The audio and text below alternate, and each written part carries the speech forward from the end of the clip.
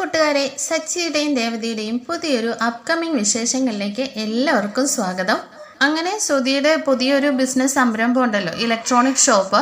അവിടെ ഭയങ്കര ഒരു നഷ്ടം ഉണ്ടാവുകയാണ് കേട്ടോ. ഒരു 4 ലക്ഷം രൂപയുടെ തിരിമറി നടക്കുന്നുണ്ട്. അങ്ങനെ അത് പുറത്തു പറയാൻ വയ്യല്ലോ. താൻ ഇത്രയും പെട്ടെന്ന് തന്നെ 4 ലക്ഷം രൂപ കടക്കാരനായെന്നറിഞ്ഞാൽ നാണക്കേടല്ലേ എന്ന് വിചാരിച്ചിട്ട് ശ്രുതിയോട് പോലും ആ കാര്യം പറയുന്നില്ല കേട്ടോ. അങ്ങനെ ആ 4 ലക്ഷം രൂപയ്ക്ക് വേണ്ടിയിട്ട് ചന്ദ്രമതിയുടെ അലമാര തുറന്നിട്ട് നമ്മുടെ രേവതിയുടെ സ്വർണം കുറേ അലമാരിക്കകത്ത് ചന്ദ്രമതി വാങ്ങി വെച്ചിട്ടുണ്ട്. ആ സ്വർണം ശ്രുതി ആരും കാണാതെ തന്നെ മോഷ്ടിച്ചുകൊണ്ട് പോവാണ്. അങ്ങനെ ആ സ്വർണം കൊണ്ടുപോയി വിറ്റിട്ട് ശ്രുതിയാണെങ്കിൽ ആ 4 ലക്ഷം രൂപ കടം വീട്ടുന്നുണ്ട് കേട്ടോ. എന്നാൽ ഇതാരും തന്നെ അറിയുന്നില്ല. അങ്ങനെ ചന്ദ്രമതി വന്നിട്ട് ഇതൊന്നും അറിയാതെ അലമാരി നോക്കുന്ന സമയത്ത് ആ സ്വർണം ഒന്നും കാണുന്നില്ല. തൻ്റെ അലമാരിയിൽ നിന്നോ ഈ സ്വർണം മോഷ്ടിക്കണമെങ്കിൽ തൻ്റെ പുന്നാര മോനല്ലാതെ ശ്രുതിയല്ലാതെ മറ്റാരും ചെയ്യില്ലെന്ന് അത് ചന്ദ്രമതിക്ക് അറിയാം. അങ്ങനെ ചന്ദ്രമതി ശ്രുതിയെ പിടിച്ചിട്ട് നല്ല അടി കൊടുക്കുന്നുണ്ട് കേട്ടോ. അങ്ങനെ ശ്രുതി പറയുന്നുണ്ട്, അമ്മേ എന്നെ ഇനി ഒന്നും പറയരുത്. എനിക്ക് ബിസിനസ്സിനകത്ത് ഒരു 4 ലക്ഷം രൂപ അത്യാവശ്യമായിട്ട് ആവശ്യമായി വന്നു, അതുകൊണ്ടാണ് ഞാനത് ചെയ്തതെന്ന് പറഞ്ഞിട്ട് ശ്രുതിയുടെ കണ്ണീര് കാണുമ്പോൾ ചന്ദ്രമതിക്ക് ഒന്നും പറയാനാവാതാവുകയാണ് കേട്ടോ. അങ്ങനെ ചന്ദ്രമതിയാണെങ്കിൽ ശ്രുതിയോട് പറയുന്നുണ്ട്, നീ ഒരു കാര്യം ചെയ്യ്, ഈ അതേപോലെയുള്ള സ്വർണ്ണം ഉണ്ടല്ലോ, അങ്ങനത്തെ ഒരു മുക്കുപണ്ടം വാങ്ങിയിട്ട് വരണം, അതങ്ങനെ വെച്ചാൽ മതി എന്ന് പറഞ്ഞിട്ട് പിന്നീട് നീ കച്ചവടത്തിൽ നിന്ന് ലാഭം ഉണ്ടാക്കിയതിന് ശേഷം അതേപോലെ സ്വർണം വാങ്ങി ഇവിടെ തിരികെ വെക്കണമെന്ന് പറയാണ്. അങ്ങനെ ചന്ദ്രമതിയുടെ നിർദ്ദേശപ്രകാരം ശ്രുതിയാണെങ്കിൽ അതേ മോഡലിലുള്ള മുക്കുപണ്ടം വാങ്ങിയിട്ട് നമ്മുടെ രേവതിയുടെ സ്വർണ്ണമാണല്ലോ അതൊന്നും അറിയാത്ത രീതിയിൽ ചന്ദ്രമതിയുടെ കയ്യിൽ കൊടുക്കുന്നുണ്ട്. പിന്നീട് കുറേ ദിവസത്തിന് ശേഷം രേവതിയാണെങ്കിൽ ആ സ്വർണം തിരിച്ചു ചോദിക്കാണ് കേട്ടോ. അവർക്കൊരാവശ്യം വന്നപ്പോഴേക്കും ചോദിക്കുന്ന സമയത്ത് ചന്ദ്രമതി ഒന്നും അറിയാത്ത പോലെ രേവതിക്ക് ആ സ്വർണം എടുത്ത് കൊടുക്കുന്നുണ്ട്. അങ്ങനെ നമ്മുടെ ദേവുവിൻ്റെ വിവാഹത്തിന് ആവശ്യമായിട്ട് സച്ചിയും രേവതിയും കൂടിയിട്ട് ആ സ്വർണ്ണം എല്ലാം കൊണ്ടുപോയി വിറ്റിട്ട് ദേവുവിൻ്റെ വിവാഹം നല്ല രീതിയിൽ നടക്കാൻ തീരുമാനിക്കുകയാണ് കേട്ടോ. അങ്ങനെ ആ സ്വർണ്ണമായിട്ട് രേവതിയും സച്ചിയും കൂടി ജുവല്ലറിയിലേക്ക് പോകുന്നുണ്ട്. അവിടെ ചെല്ലുമ്പോൾ അവർ ഞെട്ടിപ്പോവാണ്. കാരണം ജുവല്ലറി ഉടമ പറയുന്നത് ഇത് മുക്കുപണ്ടമാണ്, നിങ്ങൾ ഞങ്ങളെ പറ്റിക്കാൻ വേണ്ടി നോക്കിയോ എന്നൊക്കെ ചോദിച്ചിട്ട് അവർ ദേഷ്യപ്പെടുന്നുണ്ട് കേട്ടോ. ഈ സമയം ഞെട്ടിത്തെരിച്ച് സച്ചി രേവതിയോട് ചോദിക്കുന്നുണ്ട്, എന്താ രേവതി ഇത്, നിന്റെ സ്വർണ്ണമൊക്കെ എവിടെ, എന്നിട്ട് നീ ഇത് മുക്കുപണ്ടമായിരുന്നോ, എന്താ ഇതിനകത്ത് സംഭവിച്ചതെന്നൊക്കെ ചോദിച്ചിട്ട് സച്ചി ദേഷ്യപ്പെടുന്നുണ്ട്. ഇത് കേൾക്കുന്ന രേവതി പറയുന്നുണ്ട്, സച്ചിയേട്ടാ എനിക്ക് അച്ചമ്മ തന്നതും എൻ്റെ വീട്ടിൽ നിന്ന് തന്നതും എല്ലാം ഒറിജിനൽ സ്വർണ്ണമാണ്. ഇത് പിന്നെ ഞാൻ അമ്മയുടെ കയ്യിൽ അന്ന് അങ്ങനെ ഊരി കൊടുത്തു, പിന്നെ എന്താ സംഭവിച്ചതെന്ന് എനിക്കറിയില്ലെന്ന് പറയാണ് കേട്ടോ. അങ്ങനെ സച്ചിയും രേവതിയും കൂടി തിരിച്ച് വീട്ടിലേക്ക് വന്നിട്ട് ചന്ദ്രമതിയോട് ചോദിക്കുന്നുണ്ട്, അമ്മേ രേവതിയുടെ സ്വർണ്ണമെല്ലാം അമ്മയുടെ കയ്യിലല്ലേ ഏൽപ്പിച്ചിരുന്നത്, ഇതിന്നിപ്പോൾ ജുവല്ലറിയിൽ ചെന്നപ്പോൾ ഇത് മുക്കുപണ്ടോ ആണെന്നാണ് പറയുന്നത്, എന്താ ഇതിനകത്ത് സംഭവിച്ചത്, എവിടെ രേവതിയുടെ സ്വർണ്ണം എവിടെയെന്ന് സച്ചി ദേഷ്യപ്പെട്ട് ചോദിക്കുന്നുണ്ട് കേട്ടോ. ഈ സമയം ചന്ദ്രമതി പറയുന്നുണ്ട്, അതെ ഇവൾ അന്നേ ഞാൻ ചോദിച്ചപ്പോഴേ ഈസി ആയിട്ട് ഇങ്ങ് ഊരി തന്നില്ലേ, അന്നേ ഞാൻ കരുതിയതാ ഇത് സ്വർണ്ണം ആയിരിക്കില്ല മുക്കുപണ്ടോ ആണെന്ന്. അവൾ എൻ്റെ കയ്യിൽ തന്നത് അതെന്താണോ ഞാൻ അങ്ങനെ തിരിച്ചേൽപ്പിച്ചു. പിന്നെ എനിക്കറിയാവോ ഇവൾ എന്താ തന്നെന്ന്, പിന്നെ ഇവളുടെ വീട്ടുകാരല്ലേ, ഇവളുടെ വീട്ടുകാർ കൊടുത്ത സ്വർണ്ണമല്ലേ, അതിപ്പോ സ്വർണ്ണമാണെന്ന് നമുക്ക് ഉറപ്പില്ലല്ലോ. ഈ പൂ കെട്ടുന്നവർക്ക് എവിടുന്ന ഇത്രയും സ്വർണ്ണമൊക്കെ ഉണ്ടാക്കാനുള്ള കാശ്, അപ്പൊ നൈസായിട്ട് അവര് നമ്മളെങ്ങും പറ്റിച്ചതാന്ന് പറഞ്ഞിട്ട് ചന്ദ്രമതി തലയൂരാൻ ശ്രമിക്കുന്നുണ്ട്. ഇത് കേട്ടിട്ട് രവീന്ദ്രന് നല്ല ദേഷ്യം വരികയാണ് കേട്ടോ. ചന്ദ്രേ നീ എന്തൊക്കെയാ പറയുന്നത്, അതന്ന് വിവാഹ ആവശ്യത്തിന് വേണ്ടി മേടിച്ച സ്വർണ്ണമല്ലേ, അതെങ്ങനെയാ മുക്കുപണ്ടം ആകുക എന്ന് ചോദിക്കുമ്പോഴേക്കും ചന്ദ്രമതി പറയുന്നുണ്ട്, അതെ ഇവളല്ലേ ഇട്ടിരുന്നത്, ഞാൻ സ്വർണം മേടിച്ചു വെച്ചിട്ട് കുറച്ച് നാളുകളല്ലേ ആയിട്ടുള്ളൂ, ഇതിട്ടുകൊണ്ട് അവൾ ഇടയ്ക്കിടയ്ക്ക് അവളുടെ വീട്ടിലേക്ക് പോയിട്ടില്ലേ, അവളുടെ വീട്ടിൽ എന്തെങ്കിലും ആവശ്യം വന്നപ്പോൾ അവൾ അതങ്ങ് വിറ്റു കാണും, എന്നിട്ട് ഒന്നും അറിയാത്ത രീതിയിലേ മുക്കുപണ്ടം ആയിരിക്കും എൻ്റെ കൈ കൊണ്ട് തന്നത്. ഇത് കേട്ടിട്ട് ശ്രുതിയും കൂടി ചന്ദ്രമതിയുടെ കൂടി പറയുന്നുണ്ട് കേട്ടോ. അതെ ആൻറ്റി, എനിക്ക് അന്നേ ഡൗട്ട് തോന്നിയിരുന്നു, ഒരു പൂമാല കെട്ടിയെന്നും പറഞ്ഞിട്ട് ഒരു കാറൊക്കെ വാങ്ങിക്കാൻ വേണ്ടി ക്യാഷ് കിട്ടുമോ, അത് അവള് മിക്കവാറും ആ സ്വർണം വിറ്റിട്ട് തന്നെയായിരിക്കും ആ കാറ് മേടിച്ചു കൊടുത്തത്, എന്നിട്ട് എല്ലാവരുടെയും മുമ്പിലേ ആളായി നിൽക്കുകയല്ലേ എന്ന് പറഞ്ഞിട്ട് ശ്രുതി നമ്മുടെ രേവതിയെ നന്നായിട്ട് കളിയാക്കുന്നുണ്ട്. അപ്പോഴേക്ക് സച്ചി ഇടയിൽ കയറി പറയുന്നുണ്ട് കേട്ടോ. അതെ പാർലറമ്മേ, ഇനി ഇത് എൻ്റെ രേവതിക്ക് കിട്ടുന്ന വരുമാനത്തിൻ്റെ കണക്കൊന്നും നിങ്ങളെ അറിയിക്കേണ്ട കാര്യം ഞങ്ങൾക്കില്ല. പിന്നെ സ്വർണം വിറ്റിട്ട് കാറ് മേടിക്കേണ്ട ഗതികേടൊന്നും ഇതുവരെ ഞങ്ങൾക്കില്ല.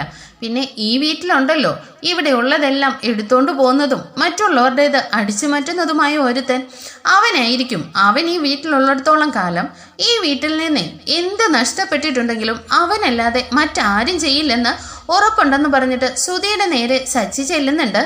എന്നാൽ പെട്ടെന്ന് തന്നെ ശ്രുതിയാണെങ്കിൽ ഇങ്ങനെ ഒരു പരിഭ്രമിച്ചുകൊണ്ട്, ശ്രുതി വാ നമുക്ക് ഓഫീസിൽ പോകാനായിട്ട് ടൈം ആയിട്ടുണ്ട്. വെറുതെ എന്തിനാ സച്ചി നിങ്ങളുടെ പ്രശ്നത്തിൽ ഞങ്ങളെ വലിച്ചിടാന്? ഞങ്ങൾക്കേ പോയി ഷോപ്പ് തുറക്കാനായിട്ട് ധൃതിയുണ്ടെന്ന് പറഞ്ഞിട്ട് വാ ശ്രുതി നമുക്ക് പോകാമെന്ന് പറഞ്ഞ് ശ്രുതിയെ കൈപിടിച്ചുകൊണ്ട് ശ്രുതി മുന്നോട്ട് നീങ്ങുകയാണ് കേട്ടോ. ഈ സമയം സച്ചി ഫ്രണ്ടിൽ കയറി നിന്നിട്ട് പറയുന്നുണ്ട്, നിക്കടാ അവിടെ. ഇനിയേ ഈ സ്വർണം എവിടെ പോയി, എങ്ങനെയാണ് ഈ സ്വർണം മുക്കുപണ്ടമായെന്നറിയാതെ ഈ വീട്ടിൽ നിന്ന് ആരും പുറത്തു പോയില്ല എന്ന് പറഞ്ഞിട്ട് സച്ചി ശ്രുതിയെ ബ്ലോക്ക് ചെയ്യുന്നുണ്ട്. നീ എന്തിനാടാ ശ്രുതിയെ തടഞ്ഞു വെക്കുന്നത്? അതെ, ഇവൾ ഊരി തന്നപ്പോഴേ എനിക്കൊരു ഡൗട്ട് തോന്നിയതാ, അത് കവറിങ് ആണെന്നുള്ളത്. പിന്നെ നീ എന്തിനാ എല്ലാ കാര്യത്തിനും ശ്രുതിയുടെ മേലെ ചേരുന്നത്? ഇവളല്ലേ കള്ളി. പിന്നെ നീ അവനെ കുറ്റം പറയണ്ടെന്ന് പറഞ്ഞിട്ട് ചന്ദ്ര ഉറഞ്ഞു തുള്ളാണ് കേട്ടോ. അപ്പോഴേക്കും രേവതി പറയുന്നുണ്ട്, അമ്മേ ഇനി ഒരക്ഷരം മിണ്ടി പോരുത്. ഇത്രയും നേരം ഞാൻ കേട്ടുകൊണ്ട് നിന്നു. എൻ്റെ വീട്ടുകാർക്കേ അങ്ങനെയൊന്നും ചെയ്യേണ്ട യാതൊരു ആവശ്യമില്ല. അങ്ങനെ കള്ളത്തരം കാണിക്കുന്നതേ ഞാനും അല്ല എന്ന് രേവതി പറയുന്നുണ്ട് കേട്ടോ. അപ്പോഴേക്കും ചന്ദ്രമതി പറയുന്നുണ്ട്, അതെ അത് നിന്റെ വീട്ടിലൊരു കള്ളനിരിപ്പില്ലേ, നീ എപ്പോഴെങ്കിലും ഊരി വെച്ചപ്പോഴേ അവൻ എടുത്തോണ്ട് പോയതായിരിക്കും അത്. എന്താടി നീ നോക്കുന്നത്? അതെ നിന്റെ വീട്ടിലൊരുത്തൻ ഇരിപ്പില്ലേ, നിന്റെ അനിയൻ, അവൻ തന്നെയാവും. നീ അറിയാതെ അവൻ എടുത്തോണ്ട് പോയി വിറ്റിട്ട് അവൻ മുക്കുപണ്ടം കൊണ്ട് വെച്ചതായിരിക്കുന്ന ചന്ദ്ര പറയുന്നുണ്ട്. അപ്പോഴേക്കും രവി കയറി പറയുന്നുണ്ട്, ദേ ചന്ദ്രേ, അവൻ അന്ന് അറിയാതെ ഒരു തെറ്റ് ചെയ്തിട്ട് പോയിട്ടുണ്ട്. ഇപ്പൊ അവൻ പഴയതുപോലെയൊന്നുമല്ല, അവൻ നന്നായിട്ട് പഠിച്ചുകൊണ്ടിരിക്കുകയാണ്. പിന്നെ ആവശ്യമില്ലാതെ നീ അവൻ്റെ മേലിൽ പഴിയിടണ്ടെന്ന് പറയാണ് കേട്ടോ. ഇത് കേട്ടിട്ട് സച്ചി പറയുന്നുണ്ട്, എന്തിനാ മറ്റുള്ളവരെ സംശയിക്കുന്നത്? ഈ വീട്ടിൽ തന്നെ ഇരിപ്പുണ്ടല്ലോ ഒരു പെരുങ്കള്ളൻ. എന്താ അവനെ എന്താ ഇവിടെ ആരും സംശയിക്കാത്തതെന്ന് ചോദിക്കുകയാണ് കേട്ടോ. ഇത് കേട്ടിട്ട് ശ്രുതി പറയുന്നുണ്ട്, ദേ സച്ചി ആവശ്യമില്ലാത്തൊന്നും പറയണ്ട. ശ്രുതിക്ക് ഇപ്പോഴേ അതിൻ്റെ ഒന്നും ആവശ്യമില്ല. ശ്രുതി നല്ല രീതിയിൽ ബിസിനസ് ചെയ്തിട്ട് ലക്ഷങ്ങളാണ് ഇപ്പോൾ പ്രോഫിറ്റായിട്ട് ഉണ്ടാക്കുന്നത്. അപ്പോൾ പിന്നെ നീ അവൻ്റെ മേലെ പഴിചാരിയിട്ട് കാര്യമില്ല എന്ന് ശ്രുതി പറയുന്നുണ്ട്. ഇവിടെ ഇനി ഇതിൻ്റെ പേരിൽ ആരും ശബ്ദം ഉണ്ടാക്കണ്ട. എന്തായാലും ഇവളുടെ വീട്ടുകാർ തന്നെയായിരിക്കും അത് എടുത്തിട്ടുണ്ടാവുക എന്ന് ചന്ദ്ര പറയുന്നുണ്ട് കേട്ടോ. അപ്പോഴേക്കും രേവതി പറയുന്നുണ്ട്, അമ്മേ ഇനി ഒരക്ഷരം മിണ്ടി പോരുത്. ഞാൻ അമ്മയോട് പറഞ്ഞില്ലേ എൻ്റെ വീട്ടുകാരെ ഇനി ആവശ്യമില്ലാതെ പറയരുതെന്നുള്ളത് എന്ന് പറഞ്ഞിട്ട് രേവതി നല്ല ഒച്ചയിടുന്നുണ്ട് കേട്ടോ. അപ്പോഴേക്കും ചന്ദ്ര ചോദിക്കുന്നുണ്ട്, എന്താടി നിന്റെ ശബ്ദം ഉയർന്നു വരുന്നുണ്ടല്ലോ. പിന്നെ നിന്റെ വീട്ടുകാരെടുത്തില്ലെങ്കിൽ പിന്നെ ആരാ? ഞാനാണോ നിന്റെ സ്വർണം എടുത്തത്? രണ്ടുപേരും കൂടി വന്നിട്ട് നാടകം കളിക്കുന്നത് കണ്ട എന്നെ കള്ളിയാക്കാനുള്ള പരിപാടിയിലേക്കാണല്ലോ തോന്നിയെന്ന് പറഞ്ഞിട്ട് ചന്ദ്ര ഇങ്ങനെ ഒച്ചയിടുന്നുണ്ട്. ഇത് കേട്ടിട്ട് സച്ചി പറയുന്നുണ്ട്, അച്ഛാ ഞങ്ങൾ ആരെയും കള്ളിയാക്കാൻ വേണ്ടി നോക്കുന്നില്ല.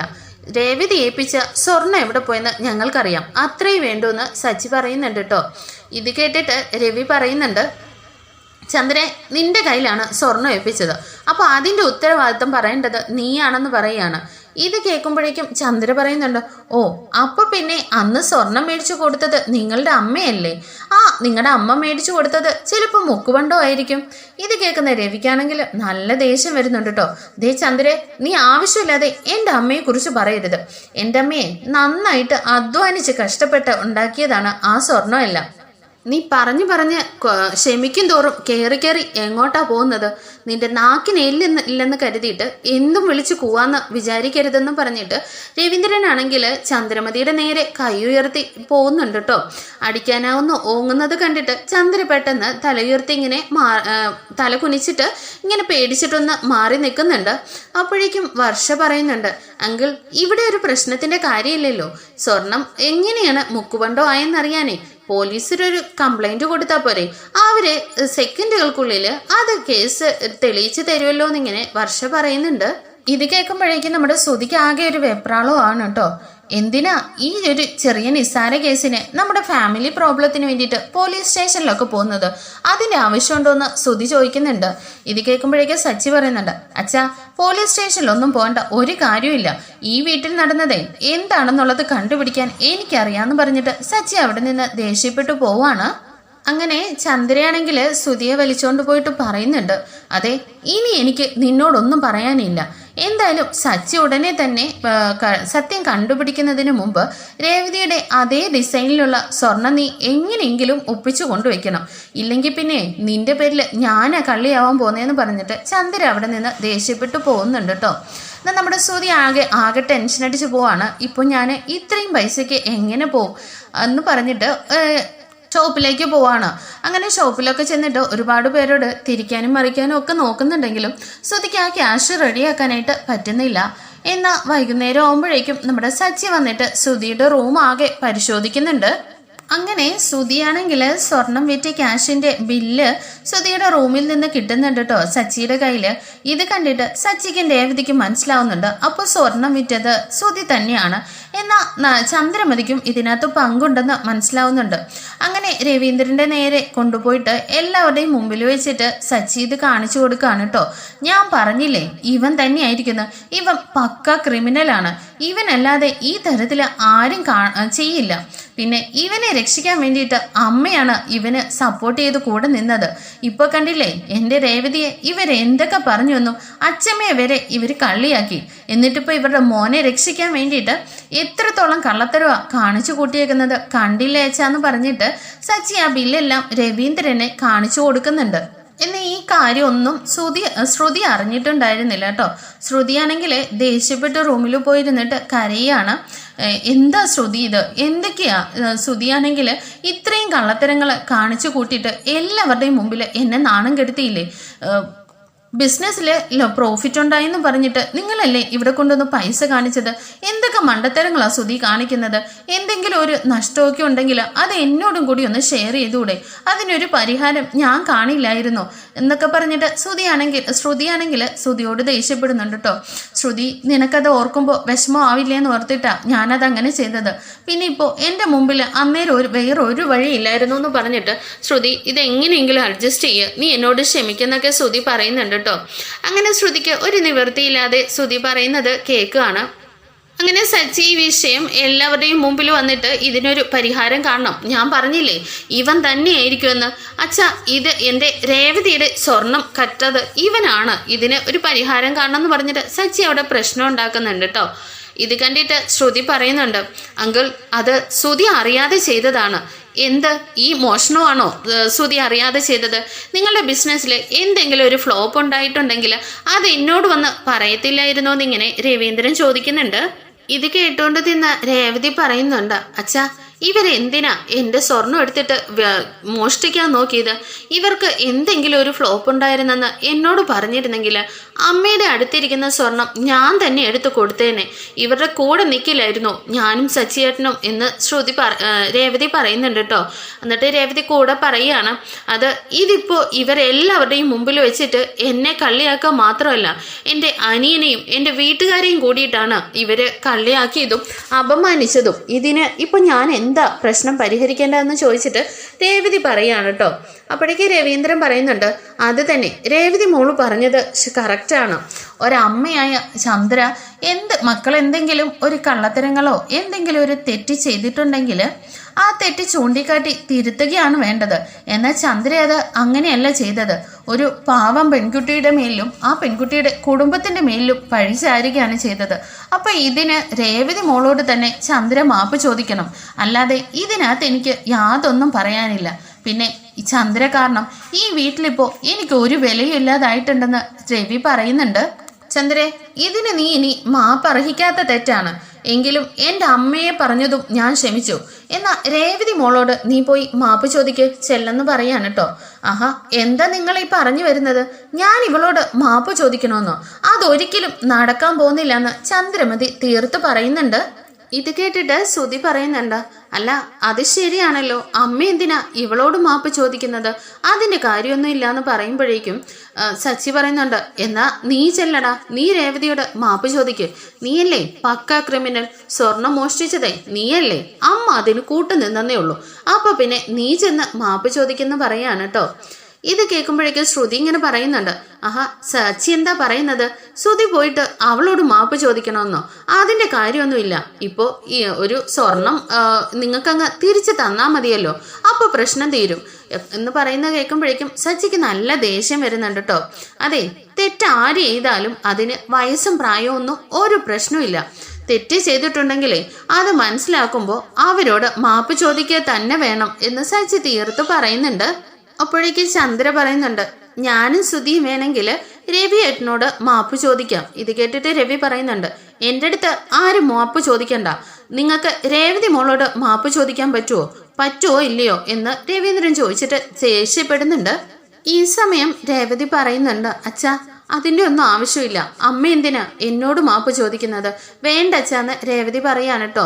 അപ്പോഴേക്കും ചന്ദ്രമതി പറയുന്നുണ്ട്, എന്താടി നീ ഇത് കാണാൻ വേണ്ടിയിട്ടല്ലേ ഇത്രയും പണിയൊക്കെ ഒപ്പിച്ചത്, നീ ഇതല്ലേ സ്വപ്നം കണ്ടോണ്ടിരുന്നത്, ഞാൻ നിന്നോട് മാപ്പ് ചോദിക്കണമെന്നേ രവിയേട്ടനെ കൊണ്ട് പറയിപ്പിച്ചിട്ട് നിങ്ങൾ നാടകം കളിക്കുവാണോ എന്ന് ചോദിച്ചിട്ട് രേവതിയുടെ നേരെ ചൂടാവുന്നുണ്ട്. ആര് പറയിച്ചാ, ഇപ്പോ അച്ഛന് സത്യങ്ങളെല്ലാം തിരിച്ചറിയുമ്പോൾ നീതിന്യായമൊക്കെ അച്ഛനറിയാം, അച്ഛൻ ആ രീതിയിൽ സംസാരിച്ചെന്ന് മാത്രമേ ഉള്ളൂന്ന് സച്ചി പറയാണ് കേട്ടോ. ഇത് കേട്ടിട്ട് വർഷ പറയുന്നുണ്ട്, അങ്കിൾ പറഞ്ഞത് എന്തായാലും ശരിയാണ്, സുധീയേട്ടൻ്റെ കൂടെ കൂടിയിട്ട് അമ്മയാണ് സ്വർണം മോഷ്ടിക്കാൻ വേണ്ടിയിട്ട് കള്ളത്തരത്തിന് കൂട്ടുനിന്നത്. അപ്പോൾ ആൻറ്റിയും സുധീയേട്ടനും കൂടിയിട്ട് ഏട്ടത്തിയോട് മാപ്പ് ചോദിച്ചേ മതിയാവൂന്ന് വർഷയും പറയുന്നുണ്ട്. ഇപ്പൊ നിനക്ക് സന്തോഷമായില്ലേടി, വീട്ടിലുള്ള എല്ലാവരെയും എനിക്കെതിരെ തിരിച്ചിട്ട് നീ ഇപ്പോ മനസ്സിലിങ്ങനെ തുള്ളിച്ചാടുകയാണല്ലേ എന്ന് ചോദിച്ചിട്ട് ചന്ദ്രമതി രേവതിയുടെ നേരെ കയറുന്നുണ്ട്. അപ്പോഴേക്ക് രേവതി പറയുന്നുണ്ട്, അമ്മേ നിങ്ങൾ വിചാരിക്കുന്നത് പോലെയൊന്നുമല്ല, ഞാൻ ഇതിനകത്ത് ഒന്നും ചെയ്തിട്ടില്ല, എൻ്റെ സ്വർണം എടുത്ത് വിറ്റിട്ട് നിങ്ങൾ എൻ്റെ നേരെ എന്തിനാ ദേഷ്യപ്പെടുന്നത്, പിന്നെ എൻ്റെ സ്വർണം എന്തിയെന്ന് കണ്ടുപിടിക്കാൻ വേണ്ടിയിട്ടാണ് ഞാനും സച്ചിയേട്ടനും കൂടി ഇതിൻ്റെ പിന്നിലുള്ള രഹസ്യം കണ്ടുപിടിച്ചത്, പിന്നെ ഇതിങ്ങനെയായി തീരുമെന്ന് ഞങ്ങൾ കരുതിയില്ല, പിന്നെ എന്നോട് മാപ്പ് ചോദിക്കേണ്ട കാര്യമില്ലെന്ന് പറയാണ് കേട്ടോ. ഇത് കേൾക്കുമ്പോഴേക്കും ചന്ദ്രമതി പറയുന്നുണ്ട്, മതിയടി നിർത്തി നിന്റെ നാടകം, എനിക്ക് നിന്നെ നന്നായിട്ടറിയാം, ഇത്ര ആളുകളുടെ മുമ്പിൽ വെച്ചിട്ട് നിന്നോട് ഞാൻ മാപ്പ് ചോദിക്കും, നിന്റെ കാലിൽ വീഴുമെന്ന് നീ മനസ്സിൽ വിചാരിക്കുന്നുണ്ടല്ലേ, അത് ഒരിക്കലും നടക്കില്ല, ഇത് ചന്ദ്രമതിയാടി, നിനക്ക് എന്നെ അങ്ങനെ അങ്ങ് നാണം കെടുത്താൻ പറ്റില്ല എന്ന് പറഞ്ഞിട്ട് ചന്ദ്രമതി ഉറഞ്ഞു തുള്ളുകയാണ് കേട്ടോ. ഇത് കേട്ടിട്ട് രവി പറയുന്നുണ്ട്, കണ്ടില്ലേ മക്കളെ, ഇവക്കെന്നെ അനുസരിക്കാൻ പറ്റില്ല, ഇത്രയും ഈ വീട്ടിൽ ചെയ്തു കൂട്ടിയിട്ട് അവളുടെ അഹങ്കാരത്തിന് വല്ല കുറവുണ്ടോന്ന് നോക്ക്, എനിക്കിപ്പോ ഒന്നേ അറിയണ്ടു, ചന്ദ്രേ നീ രേവതി മോളോട് മാപ്പ് ചോദിക്കുന്നുണ്ടോ ഇല്ലയോ? എൻ്റെ വാക്ക് അനുസരിക്കാത്തവളെ ഇനി എൻ്റെ ഭാര്യയായിട്ടിരിക്കാൻ അർഹതയില്ല, നീ രേവതി മോളോട് മാപ്പ് ചോദിച്ചില്ലെങ്കിൽ ഇനി നീ എൻ്റെ ഭാര്യയായിട്ട് ഇരിക്കില്ല, നീ ഉണ്ടാക്കുന്ന ഒരു ഭക്ഷണം ഞാൻ കഴിക്കുകയോ നീ എന്നോട് സംസാരിക്കുകയോ ഇല്ലെന്ന് രവിയേട്ടൻ തീർത്ത് പറയുന്നുണ്ട് കേട്ടോ. ഇത് കേൾക്കുമ്പോഴേക്ക് ചന്ദ്രമതി പറയുന്നുണ്ട്, എൻ്റെ ജീവനുള്ള സമയം വരെ ഞാൻ ഇവളോട് മാപ്പ് ചോദിക്കില്ല. എന്നിട്ട് രേവതിയുടെ നേരെ തിരിയുന്നുണ്ട് കേട്ടോ. എന്നിട്ട് രേവതിയോട് പറയുന്നുണ്ട്, ഇത്രയും പേരുടെ മുമ്പിൽ എന്നെ നാണം കെടുത്തിയതും പോരാ, എന്നെ രവിയേട്ടനിൽ നിന്നും നിനക്ക് പിരിച്ച് കാണണോ അല്ലേടി, കാലണയ്ക്ക് വകയില്ലാത്തവള്, നിന്റെ സ്വർണം പോലും ഞാനതിന് പരിഹാരം കണ്ടിട്ടുണ്ടെന്നും പറഞ്ഞിട്ട് ചന്ദ്രമതിയാണെങ്കിൽ കയ്യിലും കഴുത്തിലും ഒക്കെ കിടക്കുന്ന സ്വർണം ഉണ്ടല്ലോ അത് ഊരിയിട്ട് നമ്മുടെ രേവതിയുടെ മുഖത്തേക്ക് വലിച്ചെറിയാണ്.